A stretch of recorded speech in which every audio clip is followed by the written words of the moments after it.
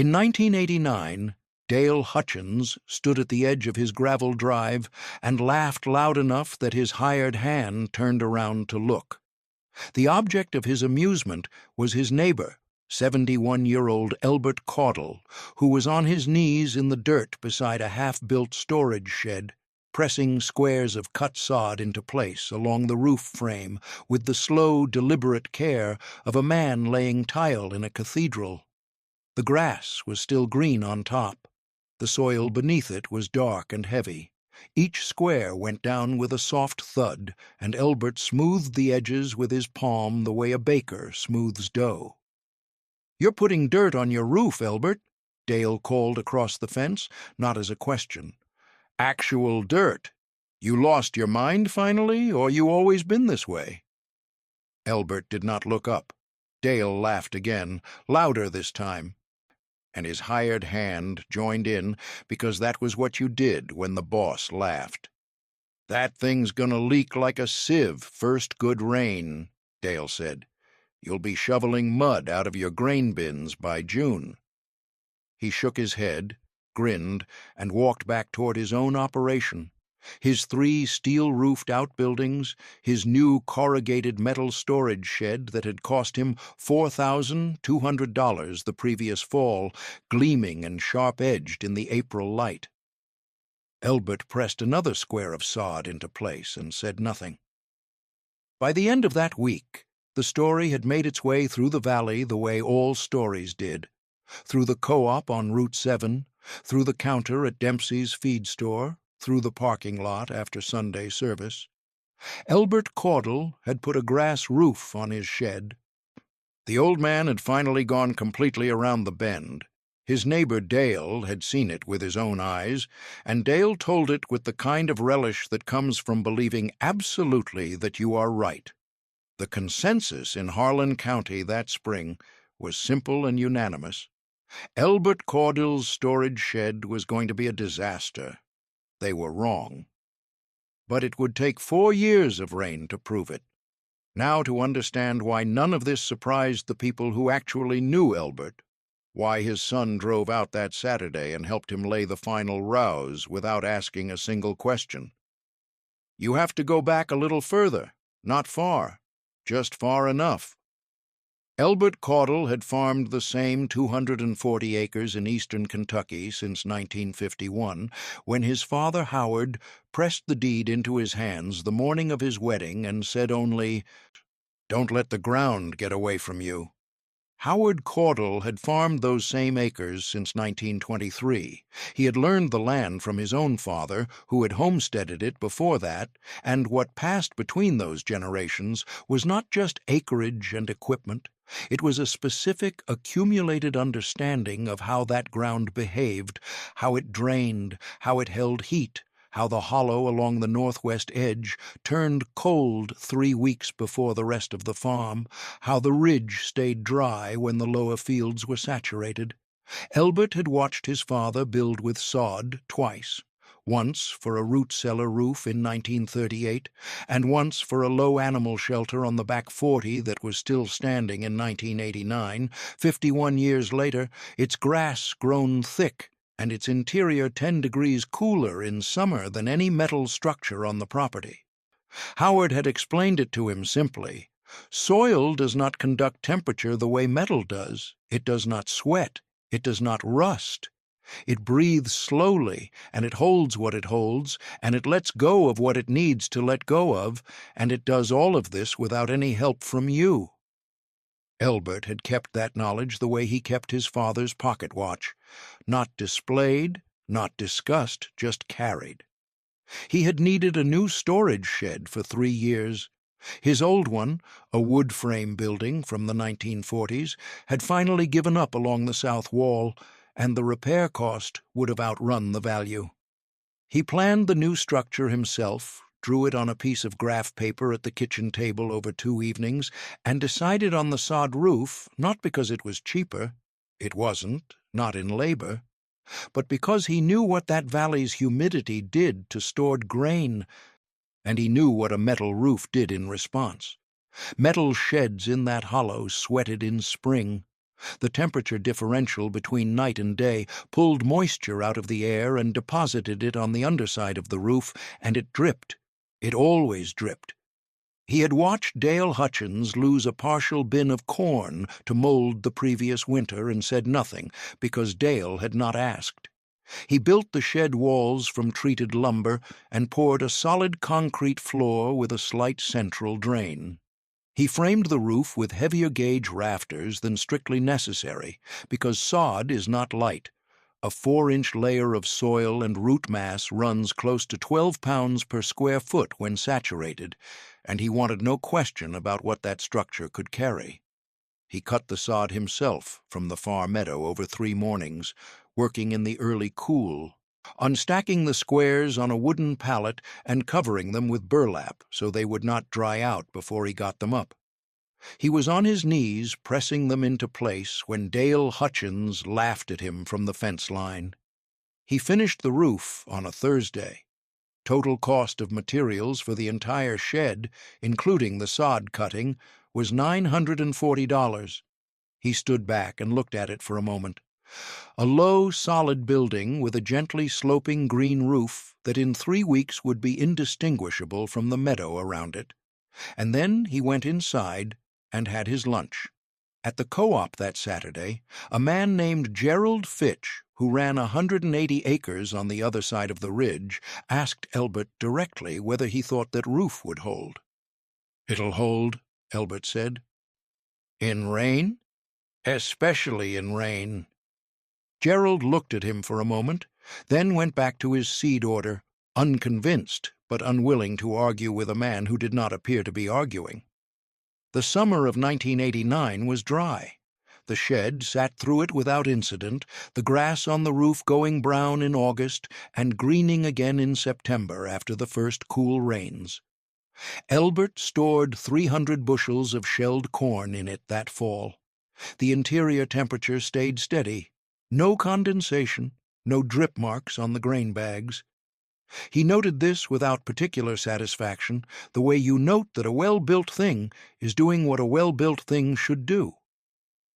The spring of 1990 came in wet. Not unusual wet. Unusually wet. April brought 11 inches of rain to Harlan County in 26 days, a number that the Extension Office later confirmed was the highest April rainfall recorded in that part of Kentucky since 1947. The creeks ran brown for 2 weeks straight. The low fields stayed muddy into June, and the roofs in the valley, the metal roofs, the corrugated steel roofs, the modern sealed roofs that had cost their owners $4,000 and $5,000, began to show what they were made of. Dale Hutchins discovered the first problem in early May. A seam along the ridge of his main storage building had expanded and contracted through the cold nights and warm days of April until the sealant cracked, and water had been working its way in along that seam for 2 weeks before the drip became visible inside. He had 400 bushels of winter wheat in that building. By the time he found the leak, a section of bags along the north wall had taken on moisture. He lost 60 bushels to mold. At market price that spring, 60 bushels of wheat was running about $2.90 a bushel. The loss was not catastrophic, but it was real, and it was the beginning. The spring of 1991 was wetter still. Gerald Fitch's corrugated metal shed, 18 months old and still under warranty from the outfit in Corbin that had sold it to him, developed condensation so severe along the interior roof panels that it was dripping steadily on cold mornings, and the differential between the overnight temperatures dropping into the low 30s and the grain mass inside holding warmth was creating a cycle of moisture accumulation that no amount of ventilation seemed to correct. Gerald called the company in Corbin. A man drove out, looked at the shed, and told Gerald that condensation in metal storage structures was a known issue in high humidity environments, and that Gerald should consider installing a vapor barrier or a suspended ceiling to interrupt the thermal bridge. The vapor barrier installation was quoted at $800. Gerald paid it. The condensation decreased, but did not stop. By the fall of 1991, the conversation at Dempsey's feed store had shifted. Men who had built metal sheds in the last 5 years were talking about their roofs the way they had not talked about roofs before. The seams, the screws backing out over freeze-thaw cycles, the rust forming along the lower edges where the roof met the wall flashing, the persistent damp smell inside even on dry days. Dale Hutchins had resealed his ridge seam twice and was watching it again. A man named Tom Burrell on the far side of the valley had pulled $1,700 worth of spoiled grain out of his building that fall. He had built that shed in 1987 for $5,600. It was 4 years old. Elbert Caudill's shed was 3 years old. He had not resealed anything. He had not called anyone. He had stored grain in it each fall and retrieved it each spring, and the grain came out the way it went in. Nobody said much about this yet. It was still possible in the fall of 1991 to believe it was coincidence or luck, or simply that Elbert had not yet hit a bad enough year. The spring of 1992 ended that argument.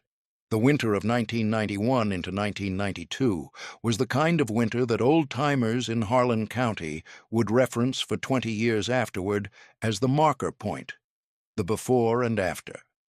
December brought ice, January brought snow that stayed, February brought a thaw that flooded the bottoms, and March came in with 3 weeks of cold rain that turned the county roads to ruts and kept the creek at the edge of Elbert's property running within 8 inches of the footbridge for 11 straight days, and then April came in on top of it.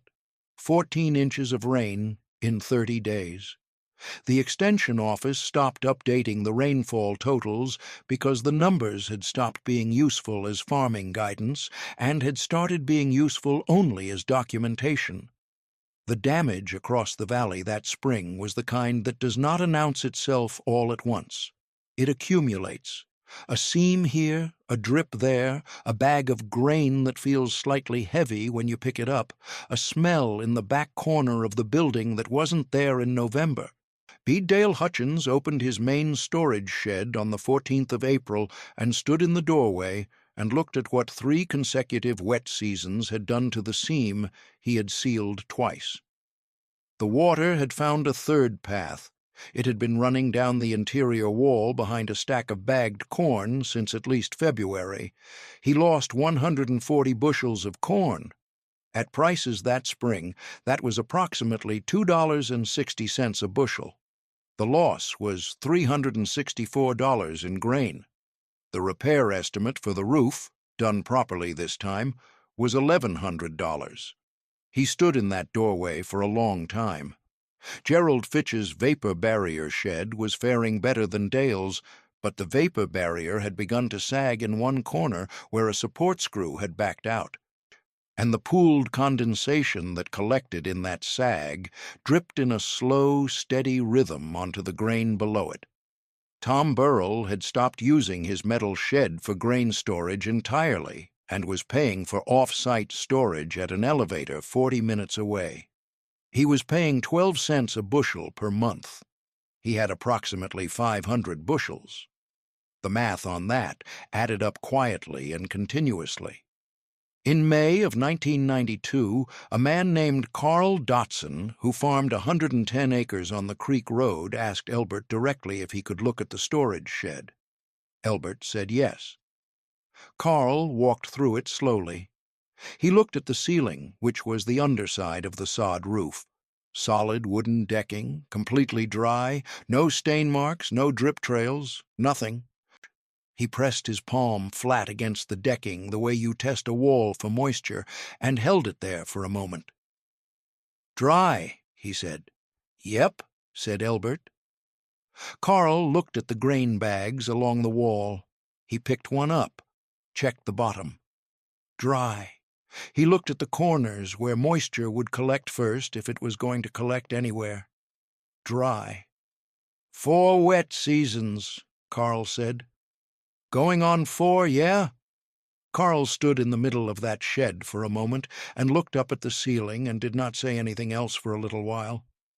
"How thick is the sod?" he finally asked. 4 inches of root mass and soil," Elbert said, "sitting on 6 inches of compacted base material. Total depth is about 10 inches. Carl nodded slowly. "The weight doesn't worry you?" "I built the rafters for it." Carl looked around again. The shed smelled the way a grain storage building should smell, dry, dusty, slightly sweet from the corn. It did not smell damp. It did not smell like the inside of Dale Hutchins' building, which had begun to carry a faint, persistent smell that grain men recognize immediately, and that means money leaving your pocket. "You mind if I bring Dale by?" Carl asked. Elbert paused for just a moment. "He's welcome," he said. Carl brought Dale the following Saturday. Dale came in through the door and looked at the ceiling and looked at the walls and did not say anything for a long time. He picked up a grain bag. He pressed his hand to the decking. He looked at the corners. He had, by that point, spent a combined $2,060 on roof repairs, resealing, and grain losses over 3 seasons in a building that had originally cost him $4,200. He was facing another $1,100 in repairs before the next storage season. The math was not complicated. "I laughed at you," Dale said. It was not quite an apology yet. It was a man arriving at the edge of one. Elbert looked at him without particular expression. "You did," he said. "I told the whole county you'd lost your mind." "I heard." Dale looked at the ceiling again. "How does it stay dry?" "The sod." "I'd have thought all that soil would just, I don't know, leak." Elbert leaned against the doorframe. He was a man who chose his words the way he chose his tools, for fit, not for impression. "Metal conducts temperature," he said. "When the air outside drops 20 degrees overnight and the grain inside stays at 45, you've got a cold surface and warm, wet air. That's condensation. That's where your grain goes." He paused. "Soil doesn't conduct temperature that way. It changes slowly. The inside of this roof is close to the same temperature as the air in here, because the soil above it takes 2-3 days to change. No fast differential. No sweat." Dale thought about this. "And the rain?" he asked. "Root mass catches it," Elbert said. "Slows it down. By the time water gets through 10 inches of living root and compacted soil, there's not much force left in it. And it's not following a seam. There are no seams." Dale was quiet for a moment. "How did you know it would work?" "My father built one," Elbert said, "still standing on the back 40. 51 years old." That was the entirety of the explanation. Elbert did not add to it. He did not mention the co-op laughter or Gerald Fitch's skepticism or the comment Dale had made from the fence line 3 years earlier about dirt and sieves and June mud. He stated the facts because the facts were what had been asked for. Then he straightened up from the door frame and said, "You want coffee?" And that was the end of the lesson. Dale Hutchins said yes to the coffee. They walked to the house and sat at the kitchen table, and whatever passed between them in that hour was not witnessed by anyone else. But Dale drove home differently than he had arrived. Anyone who knew Dale well enough could have told you that. Not from anything he said, but from the way he sat behind the wheel of his truck when he pulled out of Elbert's drive. Something had shifted in the way he carried himself. The particular confidence that belongs to a man who has not been wrong about anything important had quietly, permanently vacated. The following week, Dale drove to the extension office in town and asked to see everything they had on traditional building methods and grain storage. The woman at the desk gave him a folder of materials, and he sat in the waiting room and read it for an hour. He asked 2 questions. She did not know the answers to either of them, but she wrote them down and said she would find out. He did not rebuild his shed with a sod roof. The economics and the timeline of his operation didn't allow for that kind of reconstruction, but he changed how he used the building, opened it for natural airflow on dry days, reduced the grain mass stored along the north wall where the seam problem had been worst, and installed a proper drip edge along the lower eave with a continuous bead of roofing cement that an actual roofing man, not a metal shed salesman, had recommended. The losses the following season were minimal. More significantly, Dale stopped being the man who told the story about Elbert's crazy grass roof. He became, instead, the man who told the story about the roof that had outlasted everything else in the valley. He told it at the co-op. He told it to his brother-in-law, who was planning a new storage building in the fall of 1992. He told it with the careful, slightly uncomfortable honesty of a man who has discovered that a conviction he held loudly and publicly was wrong, and who has decided that the correct response to that discovery is not silence, but acknowledgement. "I stood at my fence and laughed at him," Dale would say, "told him he'd lost his mind, told the whole county the same thing." Then he would pause. 4 wet seasons later, he's the only one in the valley who didn't lose grain." People listened to that version of the story differently than they would have listened to Elbert telling it. Coming from Dale, it had a specific weight. Gerald Fitch asked Elbert in the fall of 1992 if he would be willing to come look at a site on his property where he was thinking of building a second storage structure. Elbert came. He walked the site, looked at the drainage, looked at the way the ground sloped. Said the drainage was fine, but the shade from the tree line on the west side would keep the ground damp longer in spring, and he should account for that in the foundation drainage. He said all of this in about 4 sentences and then asked if Gerald had any questions. Gerald had a long list of questions. Elbert answered each one plainly. He did not bring drawings. He did not bring a pitch. He brought his father's knowledge and his own 40 years of watching that specific valley, and he gave both of them freely because Gerald had asked. Gerald built the second storage structure with a sod roof in the spring of 1993. The roof was not identical to Elbert's. Gerald used a slightly different base material and seeded it with a local grass mix that established faster, but the principle was the same, and the result was the same. 2 years later, Gerald told anyone who asked that it was the best structure on his property.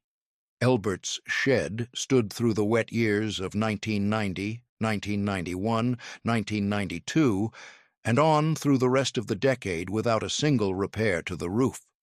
The grass on top grew and thickened. In summer, it turned faintly brown in the dry weeks and recovered in the rains.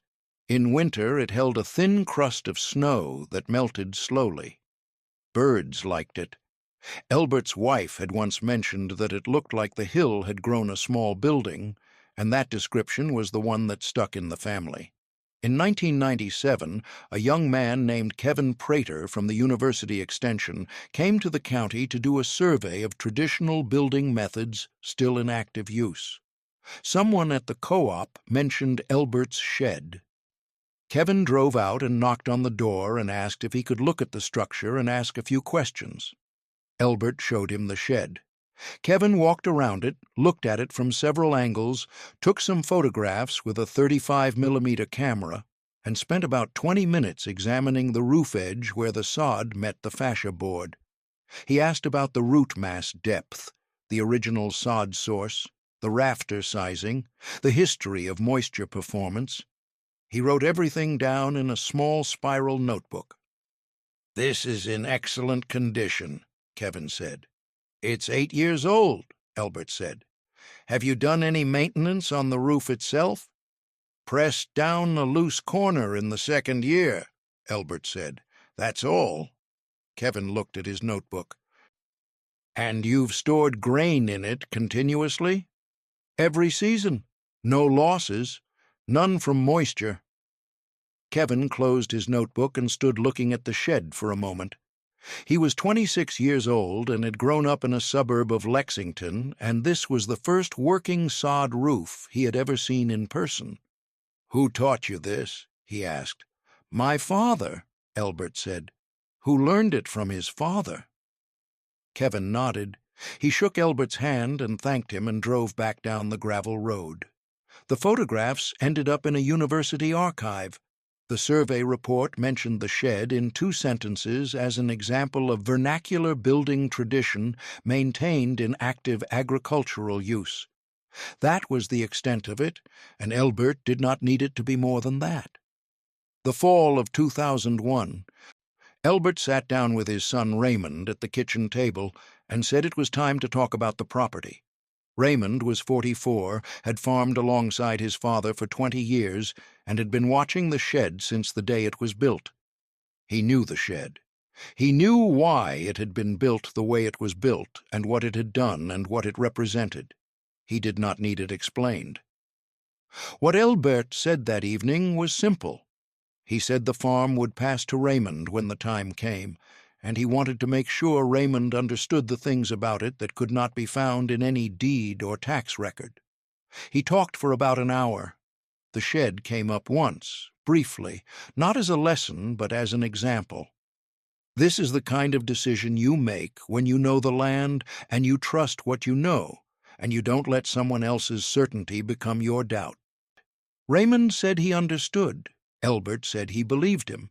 Then Elbert said he wanted to walk out and start the shed door open for the evening air, and they both stood up from the table. Raymond took over the farm in 2004. Elbert was still alive, still present, still walking the fields in the early morning in his methodical way, but the operational decisions had passed. Raymond maintained the shed exactly as it had been maintained, which was to say, very little, because very little was required.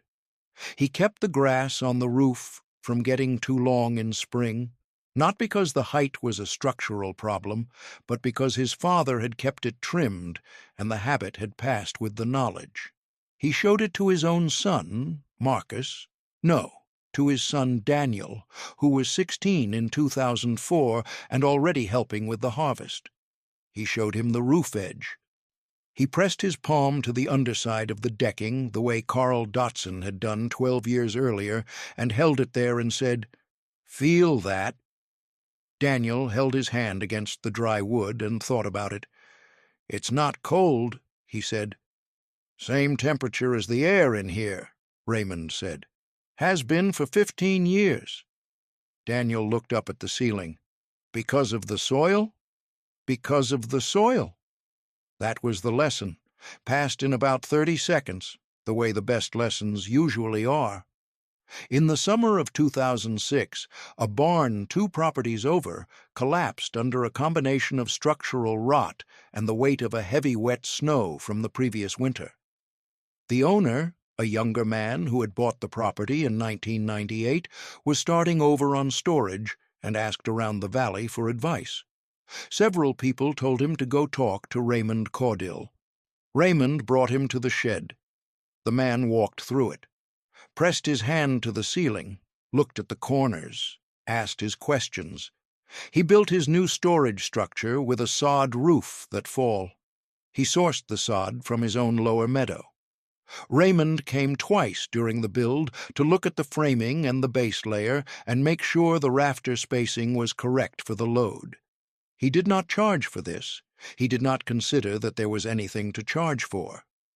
The shed Elbert Caudill built in the spring of 1989 for $940 was still standing, still dry inside, still in active use.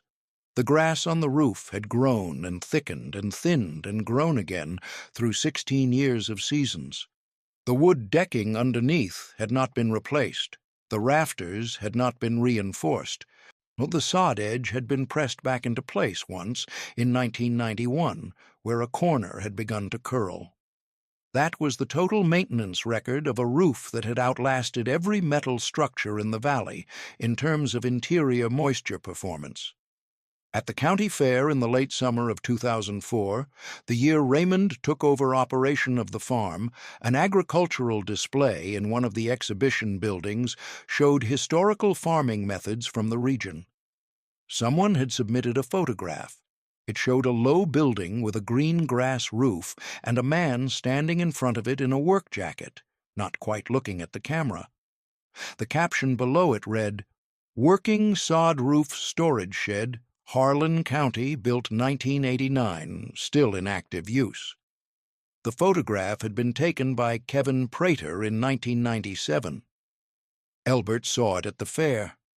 He looked at it for a moment without expression. Then he moved on to look at the seed exhibits. Dale Hutchins saw it too. He stood in front of it longer than Elbert did. His main storage building had been re-roofed in 1998, entirely, not just resealed, at a cost of just over $3,000. The new roof was performing well, but he stood in front of that photograph for a while, and the man who had laughed from a fence line in April of 1989 and told the whole county that Elbert Caudle had lost his mind looked at the image of that green roof and did not say anything at all. There was nothing left to say. The roof said it. Some things do not need to be newer to be better. They need to be right.